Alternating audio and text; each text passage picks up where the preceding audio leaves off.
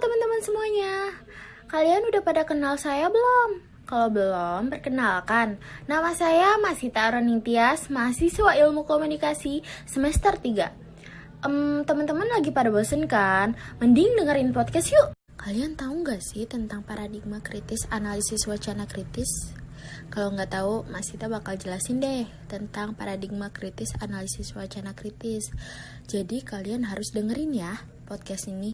Kalau kata Denzin di bukunya, paradigma kritis pada dasarnya adalah paradigma ilmu pengetahuan yang meletakkan epistemologi kritik Marxisme dalam seluruh metodologi penelitiannya. Fakta menunjukkan bahwa paradigma kritis yang diinspirasikan dari teori kritis tidak bisa melepaskan diri dari warisan Marxisme dalam seluruh filosofi pengetahuannya. Teori kritis pada satu pihak merupakan salah satu aliran ilmu sosial yang berbasis pada ide-ide Karl Marx dan Engels. Analisis wacana kritis itu apa sih?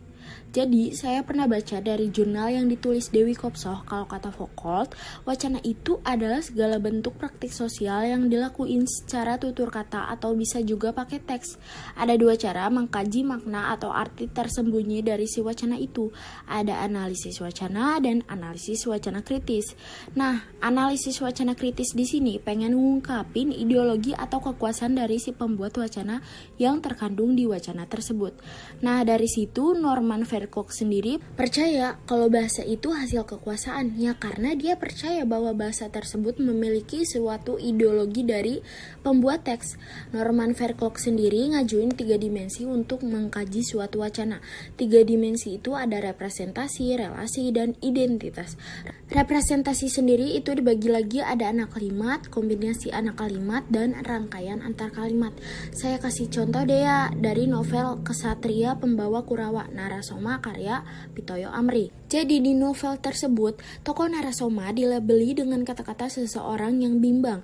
Nah, kata tersebut jadi seolah mengasosiasikan kesalahan karena terlalu hati-hati dalam mengambil suatu keputusan.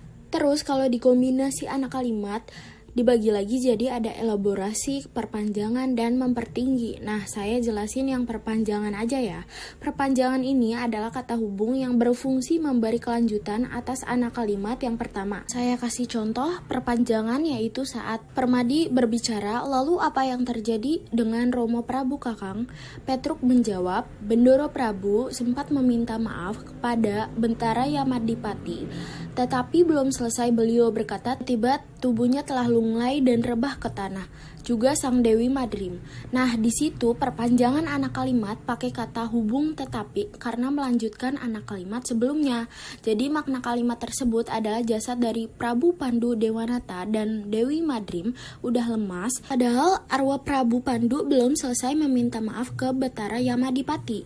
Terus, yang terakhir itu ada rangkaian antar kalimat. Jadi di dalam novel tentang Narasoma ini, Turanggapati berbicara, tapi sungguh sebuah cobaan yang berat ketika ketiga menantu justru berbuat zalim kepada orang-orang leluhur Pandawa.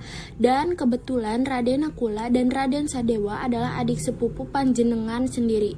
Masih ingat jelas waktu itu di depan mata kepala hamba sendiri bagaimana Raden Dursasana berlaku kurang ajar kepada istri Raden Yudhistira. Dan justru Raden Duryodhana diam bahkan berulang kali bertepuk tangan. Nah, dari situ nunjukin adanya susunan kalimat tentang rangkaian anak kalimat. Terbukti dengan adanya kalimat pertama yang lebih menonjol dari anak kalimat yang sesudahnya. Kalau relasinya itu ditunjukin wacana yang nyertain beberapa pihak yang berhubungan sama Narasoma, yaitu ada Prabu Pandu, Pandawa, Prabu Destarastra, Kurawa, dan pihak-pihak yang membela para Pandawa dan Kurawa. Analisis identitas berhubungan dengan adanya relasi dari pihak-pihak yang diberitakan dalam teks dapat menentukan situasi pembaca. Dalam teks tersebut, pembaca diletakkan di dua sisi. Pertama, pembaca diposisikan pada tokoh Salya. Kedua, pembaca diposisikan pada penegak hukum atau pihak yang bertentangan dengan Salya. Ngomong-ngomong tentang wacana, kan kata fakultas wacana itu segala bentuk praktik sosial. Nah, dalam praktik wacana ini dibagi lagi menjadi dua macam, yaitu ada produksi teks dan konsumsi teks. Produksi teks sendiri itu berhubungan dengan gimana pola dan rutinitas pembentukan teks yang melibatkan banyak pihak dan tahapan. Sederhananya latar belakang dari lahirnya si wacana tersebut. Nah, produksi teks di novel Narasoma ini, jadi si penulis Pak Pitoyo Amri ini memang tertarik banget sama kisah wayang. Jadi, Pak Pitoyo ini kayak terobsesi nulis kisah wayang ke dalam buku novel. Dari SD, Pak Pitoyo ini begadang semalam suntuk sambil duduk tepat di belakang dalang pertunjukan wayang kulit. Biar dia ngerti sifat dan karakter si tokoh wayang itu. Dan itu filsafah yang dijadikan pedoman hidupnya. Alasan dia nulis kisah wayang ini, ya biar ngangkat lagi filsafah dan nilai kearifan lokal. Karena dia miris ngelihat anak muda zaman sekarang mulai ngelupain wayang. Karena menurut mereka kuno dan ceritanya membosankan. Jadi Pak Pitoyo ini akhirnya menulis novel mengenai kisah wayang. Biar anak muda sekarang gak ngelupain wayang. Terus kalau konsumsi teks itu kan pengonsumsian teks oleh pembaca dan memaknai apa yang terkandung di dalam wacana terkait. Oh ya, terus yang terakhir ada praktik sosial. Praktik sosial sendiri dibagi menjadi 3 oleh Norman Fairclough. Ada level situasional, level institusional, sama level sosial.